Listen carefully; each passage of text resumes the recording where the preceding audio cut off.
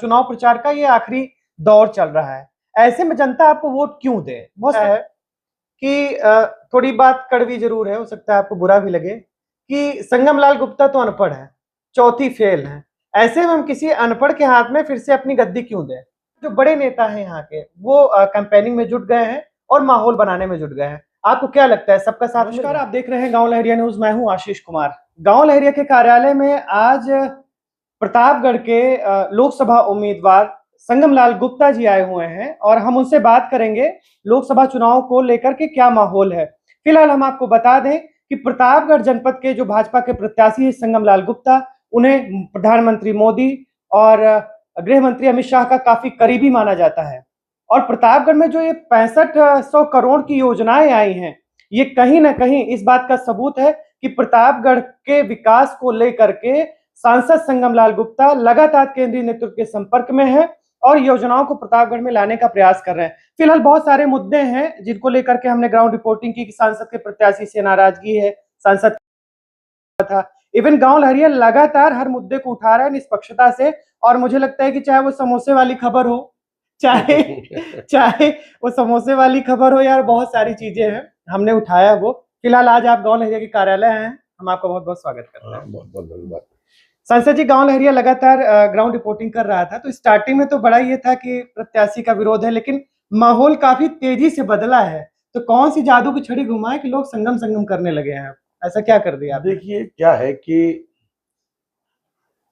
मैं खुद भी नहीं समझ पाया, क्योंकि हम निरंतर क्षेत्र में जाते हैं, लोगों से मिलते हैं, उसके बीच में जाते हैं, संवाद होता है। हमें कभी कहीं ऐसा दिखा ही नहीं कोई विरोध, और न तो कोई, देखिए विरोध किसी का होता है तो वो सामने आ जाता है जी। और कई बार हमने रात को, मैं सोते समय पूरा गहन मंथन किया कि ऐसा क्या कारण है जो ये चर्चाएं होती है कि संसद का विरोध है। तो मेरे को उसमें से निकल कर आया कि मेरा विरोध नहीं है। 2019 का हम चुनाव लड़े जी, उसके पहले हम विधायक थे जी। मेरी राजनैतिक कोई पृष्ठभूमि नहीं। मैं एक गरीब परिवार से निकलकर यहां तक का मैं सफर तय किया, और 2019 में समाज के जो सम्मानित लोग बगैर मिले हमारी मदद किए और हमको चुनाव जिताया। कोई भी व्यक्ति होता है जब किसी के लिए मदद करता है तो वो अपेक्षाएं जरूर रखता है कि उसको सांसद मिले, सांसद उससे मिले, उससे वार्तालाप करे। चुनाव जीतने के बाद पार्टी ने हमें राष्ट्रीय महामंत्री का दायित्व दिया। फिर 2 साल कोरोना काल आया, देश और दुनिया अस्त व्यस्त रही। फिर 3 साल जो हमारे लिए बचा, हम उसमें क्षेत्र के विकास के लिए रात और दिन पहल किया, और बाकी जो समय बचा क्षेत्र में अपनी उपस्थिति दर्ज कराया। मतलब हमको वो समय नहीं मिल पाया कि हम समाज के सम्मानित लोग जो थे उनसे मैं उस कार्यकाल में मैं मिल लूं। उनकी एक अपेक्षा थी कि सांसद हमारे यहाँ आएंगे, लेकिन आप कह रहे हैं कि व्यस्तता के चलते ये समय नहीं मिला। मुझे लगता है कि राष्ट्रीय ओबीसी मोर्चा के आप यहाँ पर राष्ट्रीय महामंत्री भी हैं और ये दायित्व को लेकर के आपका देश का भ्रमण भी होता रहता है। फिलहाल आप ये दावा करते हैं कि हमने 6500 करोड़ की योजनाएं प्रतापगढ़ में ला दी, तमाम विकास कार्य किए। लोग पूछते हैं विकास कार्य बा कहाँ, दिखात कहाँ ना है? देखिए, 2014 में जब देश के प्रधानमंत्री को देश की जनता ने चुना, 2014 से लेकर 2019 तक कोई भी धरातल पर काम नहीं दिखा। विपक्ष के लोग क्या कहते थे कि मोदी जी खाली जुमलेबाजी करते हैं, जुमले की सरकार है। ठीक है, बिल्कुल। जब 2019 में उद्घाटन करना और बड़े बड़े फैसले लेने शुरू किए तो सारे विपक्ष की आवाजें ब्रेक हो गई। देखिए 3 सालों में जो हमने विकास की परियोजनाएं हमने लाया, जैसे प्रतापगढ़ बाईपास 450 करोड़ रुपए का 22 किलोमीटर का काम शुरू है। अब जब हमारी जनता जब उस रोड पर चलेगी तो उन्हें विकास के बारे में पता तब उनको चलेगा। विकास के बारे में मालूम पड़ेगा। आज जब काम शुरू है, जब चल ही नहीं रही है। दूसरा, प्रतापगढ़ से बोपिया मऊ से लेकर सोनावा तक 4 lane CC road with divider sanction हुआ, काम शुरू हुआ है। अब जब सीसी रोड बन जाएगा, बीच में डिवाइडर बन जाएगा, लाइटें लग जाएंगी, तो लोग जब उस पर चलने लगेंगे तब उनको मालूम पड़ेगा कि नहीं, सांसद ने कुछ हमारे काम किया है। जी बिल्कुल भाई, उसी तरीके से 51 किलोमीटर का हमारा बाईपास बर्मा नगर से चिरकुट्टी तक है। तो कोई एक घर बनता है तो उसमें भी 1 साल लगता है, और आदमी जब उस घर में जाता है तब उसको मालूम पड़ता है कि हाँ घर बना है।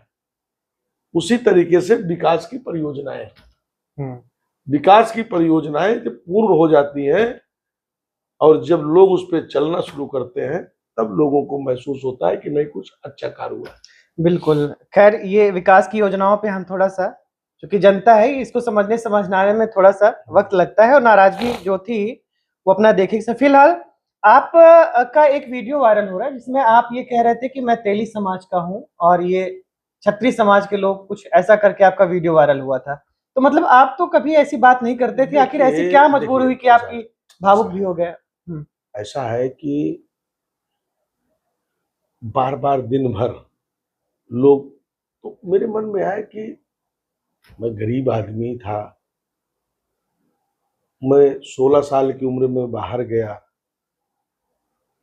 एक सुकून की जिंदगी जी रहा था, बिजनेस व्यवसाय बड़े थे, हो गए थे, बंबई गए तो फुटपाथ पे सोते थे, और मैं राजनीति में आया सेवा भाव से। तो हमने अपने राजनीति कार्यकाल में हमने किसी का दिल दुखाया नहीं।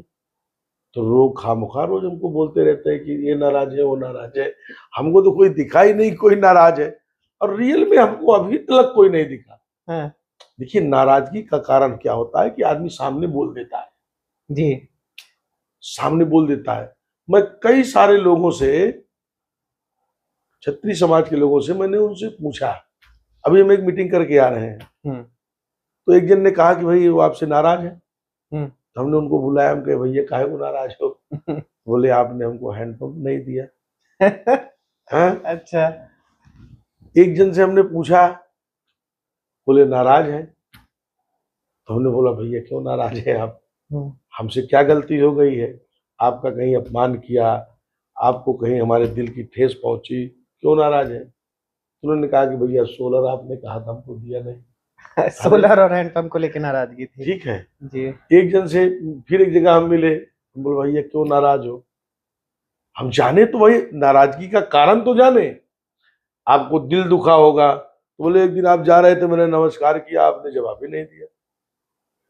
तो मैं बोला भैया मैं जा रहा था, दिमाग कहीं और रहा होगा, ध्यान कहीं और रहा होगा, आपने नमस्कार किया होगा, हमारा ध्यान नहीं गया होगा।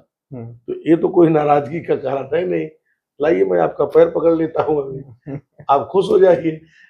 तो नाराजगी का कोई कारण नहीं है। देखिए, जनता हमारे लिए ईश्वर का दूसरा रूप होता है जी।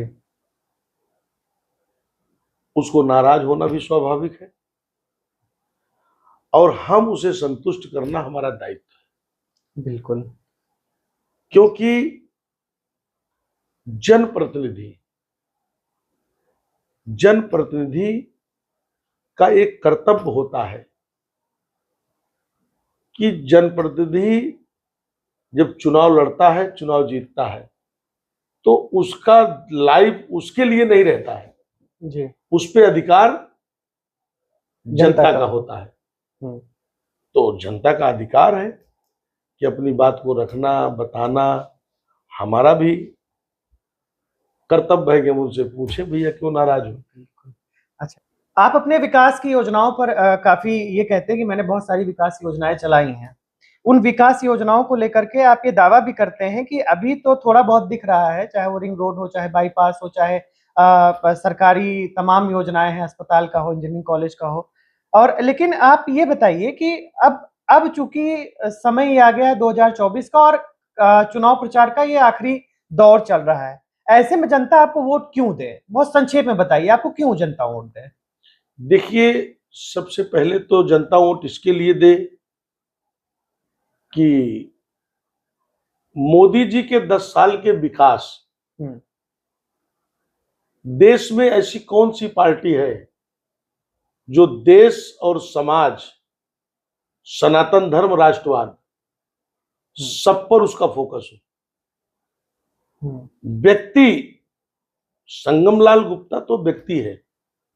संगमलाल गुप्ता से किसी की नाराजगी हो सकती है, किसी की अपेक्षाएं नहीं पूरी होगी, किसी का दिल दुखा होगा, उसके लिए तो मैं हाथ जोड़कर क्षमा मांगता हूं। मगर देश से और मोदी जी से किसी की नाराजगी नहीं हो सकती है, क्योंकि मोदी जी 18 घंटे अगर काम करते हैं तो देश के लिए, हमारे अपने लिए, और देश अगर मजबूत होता है तो हम उस देश के नागरिक हैं। कुल मिला के चूंकि मोदी से आपके बड़े करीबी रिश्ते हैं, ऐसा जग जाहिर भी है, क्योंकि तमाम कुछ भी योजनाएं होती हैं तो प्रतापगढ़ में ही शुरू होती हैं। और आपने तो इतनी रैली करवा दी प्रतापगढ़ में भाजपा के नेताओं की, मुझे लगता है सबसे ज्यादा रैली प्रतापगढ़ में हुई होगी। तो आपकी लोकप्रियता तो खासकर भारतीय जनता पार्टी में जग जाहिर है।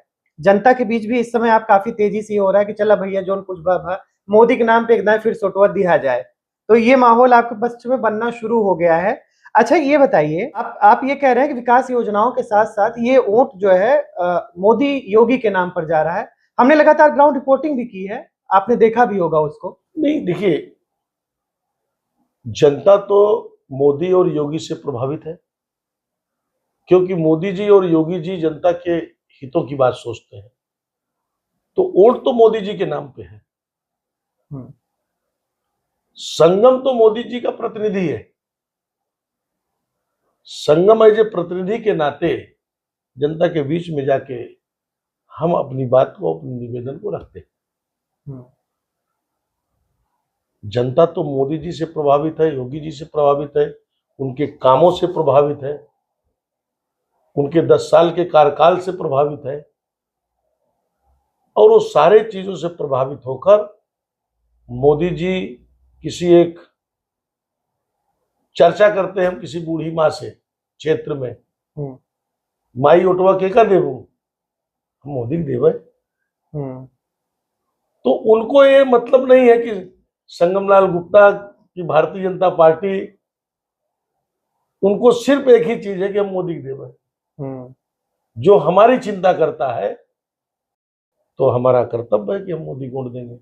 देखिए, आपका चैनल गांव लहरिया, गांव में जा जाकर भी सर्वे करते हैं, ग्राउंड रिपोर्ट भी आपकी हमने देखा है कि भाई हम तो मोदी की दे वोट। संगम हमारा कुछ काम करे हो या ना करे हो। हाँ, ये लोग बहुत कहते हैं संगम फलाने ऐसा वैसा कह दे, ओटवा देव एकदम मोदी योगी, ओटवा देव मोदी योगी की, हमसे संगम से मतलब नहीं बा। तो लेकिन ये बताएं, आप गांव लहरिया कार्यालय आए हैं, चूंकि हमसे ग्राउंड रिपोर्ट करी थी, तो का अब की अगर जनता मौका दे दे तो आप उनकी अपेक्षा खरा उतरबे, दिखाई पड़बे कि दिखाई पड़बे? देखा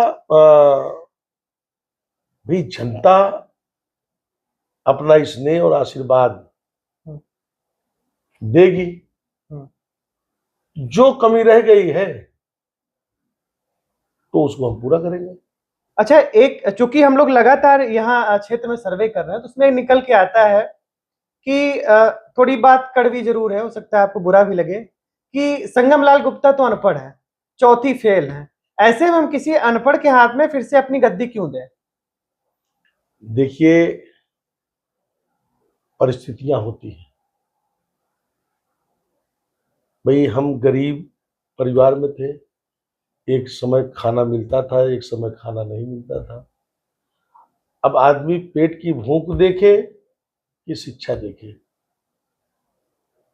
हम रोजी रोटी की तलाश में बाहर चले गए, मगर हमारे दो बेटे बॉम्बे आईआईटी से पास आउट है। मेरी बेटी डॉक्टर है, बॉम्बे में MD है हम्म, जसलोक हॉस्पिटल में। और कहीं ना कहीं हमको महसूस होता था, इसके लिए हमने शिक्षा के क्षेत्र में हमने एक बड़ा विद्यालय की स्थापना कराया। प्रयागराज में भी हमारा है, हम्म, बॉम्बे में भी है। हम बच्चों को प्रोत्साहन करते हैं, गरीब बच्चे, कई सारे बच्चों को हम स्वयं भी पढ़ाते हैं। मतलब खुद तो आप पढ़ाई नहीं कर सके मजबूरी के चलते, लेकिन आपका ये प्रयास रहता है कि शिक्षा का काम किया जाए। तो लोग जब ये कहते हैं कि अनपढ़ है सांसद, देखिए ऐसा है, पढ़ाई तो तो आपको किया क्या है, लगता है? देखिए कई तक पढ़ाई पढ़े तो हैं? हमने किया है। कई तक पढ़े हैं? यहाँ हम तो 8 तक पढ़े। भाई जो अपने आप को बहुत पढ़े लिखे मानते हैं, हम्म, मैं उनसे ही पूछना चाहता हूँ, हम्म, आपके इस गांव लहरिया चैनल के माध्यम से, हम्म, क्यों पति और पत्नी दोनों जन 18 साल यहाँ थे, हम्म, कौन सा ऐसा उन्होंने कार्य कर दिया है? रही बात हमारी, तो हम तो प्रतापगढ़ के हैं, न सौ पढ़ा न प्रतापगढ़ा, और ये- जब पढ़ा तो दैयों से बड़ा। कुल मिला के ये कहावत आप पे ही सटीक बैठती है, मुझे हाँ, लग रहा है। वही तो प्रधानमंत्री भी उस दिन कहे, हाँ, मुख्यमंत्री भी कहते हैं। हाँ, हाँ। बिल्कुल, आप देख रहे हैं गांव लहरिया न्यूज पर। अभी सांसद जी ने एक काफी मजेदार वाकया कहा, न सौ पढ़ा न एक प्रताप गढ़ा। तो सीधे जो विपक्ष के उम्मीदवार हैं जो ये दावा करते हैं कि हम PhD होल्डर हैं या उनके समर्थक कहते हैं, तो सांसद जी का जवाब है, न सौ पढ़ा न एक प्रताप गढ़ा। खैर, देखते हैं कि इस प्रतापगढ़िया सांसद को लोग कितना पसंद करते हैं। आने वाले टाइम पे ये पता चल जाएगा। फिलहाल आप सांसद जी लगातार क्षेत्र में भ्रमण कर रहे हैं और गांव लहरिया के माध्यम से हम भी लगातार क्षेत्र में चल रहे हैं। बड़ा विरोध था आपके नाम को लेकर के जब आप टिकट पाए थे, लेकिन वो विरोध धीरे धीरे कम हो रहा है और हमने देखा कि रानीगंज की सभा हो, चाहे अभी हाल ही में जब पट्टी में एक जनसभा आयोजित होनी हो, लगातार जो बड़े नेता हैं यहाँ के वो कैंपेनिंग में जुट गए हैं और माहौल बनाने में जुट गए हैं। आपको क्या लगता है, सबका साथ मिल रहा है? देखिए परिवार है, सबका साथ है, सारे लोग एक साथ में हैं और सब पूरी ताकत के साथ लगे हुए हैं, क्योंकि भाजपा परिवार है। हमारे जो सीनियर नेता हैं वो भी रात दिन एक लगे हुए हैं, पार्टी के संगठन के लोग भी लगे हुए हैं।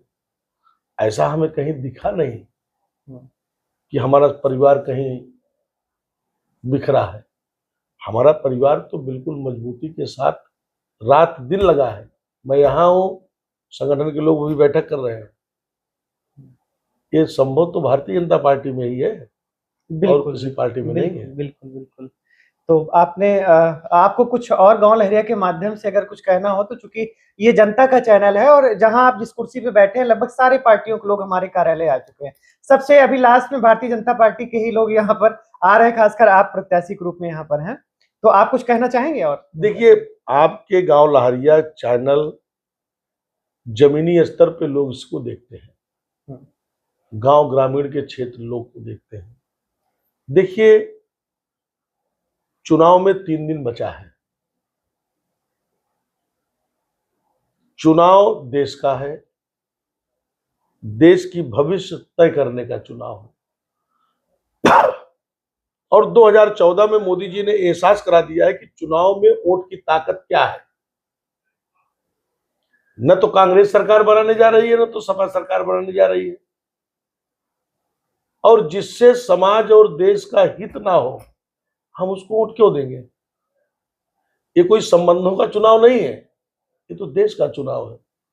तो देश के चुनाव में हमें भारतीय जनता पार्टी कमल के निशान पर वोट देना चाहिए। मैं अपनी देवतुल्य जनता से मैं निवेदन करता हूं कि मोदी जी को वोट देकर तीसरी बार उनको प्रधानमंत्री बनावे। बिल्कुल, अब जनता आपका निवेदन कितना स्वीकार करती है ये तो 4 जून को ही पता चलेगा। फिलहाल आप गांव लहरिया कार्यालय में आए, हमको इतना समय दिया, आपको बहुत बहुत धन्यवाद। बहुत